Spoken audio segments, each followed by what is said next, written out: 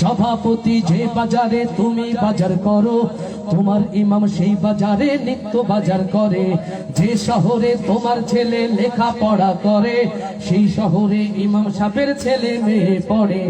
লাখ টাকাতে হয় না তোমার খুব পেরেশান ইমাম সাহেবের বেতন কত কও, ও সভাপতি মুয়াজ্জিনের বেতন কত কও, ও সেক্রেটারি ইমাম সাহেবের বেতন কত কও।